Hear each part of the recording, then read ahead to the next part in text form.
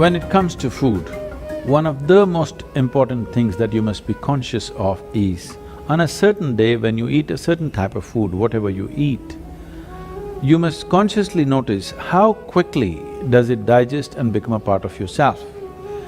Any food that you eat, if it lasts over 3 hours, that means you've eaten bad food and that is something to be either avoided or reduced in quantity. If food moves out of your stomach bag within 3 hours, this means you're eating something that your system can handle efficiently. It may not be the best food, but your system is able to handle it. And between one meal and the next meal, if you create a clear gap of 5 to 6 hours, and in between if there is no other ingestion, you will see the cleansing process in the system on the cellular level, cleansing will happen. This cleansing on the cellular level is most important and significant for a healthful life. So between meals there must be at least 5 to 6 hours of space. If you're over 30 years of age, 2 meals a day, 2 good meals a day will suffice. One in the morning and one in the evening. After the evening meal, before you go to bed, there must be a minimum of 3 hours, and if there is a certain amount of physical activity, not necessarily very heavy or strenuous activity, just simple walking or maybe a dance or something like this, create something for yourself where about at least 20 to 30 minutes there is some physical activity after the evening meal. If you do this, largely your system will be healthy.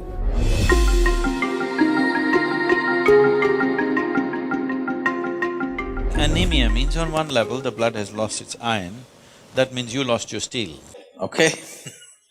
You lost the strength in the body, you'll feel exhausted, simply exhausted for nothing. Because once the necessary iron is not there, your ability to carry oxygen through the body is less.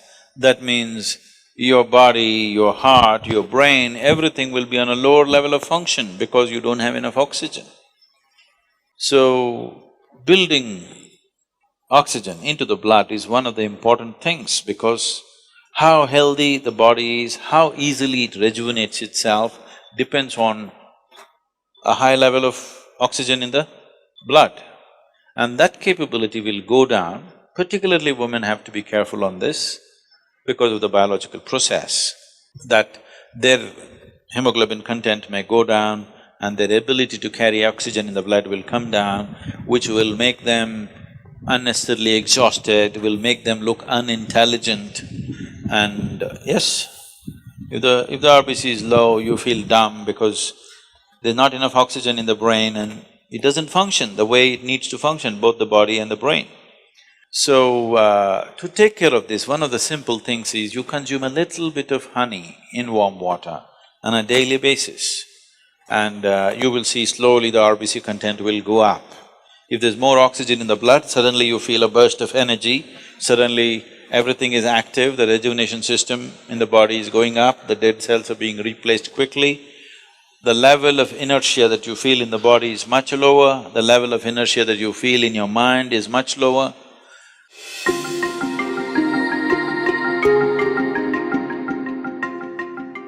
So, honey,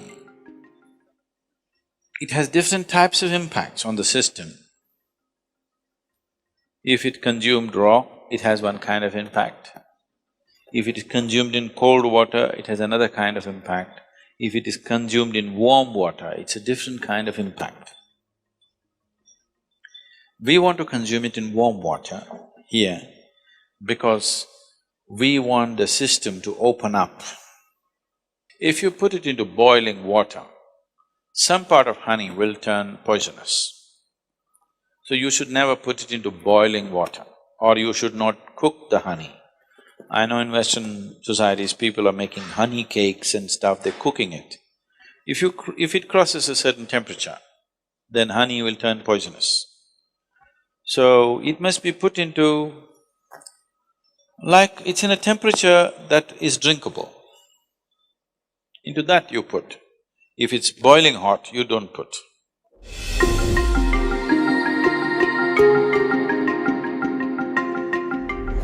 See, sleep is not a requirement in one's life. What the body requires is rest. Sleep is just one form of rest. Lot of people are beginning to think, in Tamil Nadu if somebody says, rest pannikaranga, means they're sleeping. Need not be, you can sit and rest, isn't it? Yes? You can stand and also rest. You're running, if you stand, doesn't it feel like rest? You're standing, if you sit down, doesn't it feel like rest? There are many ways of resting.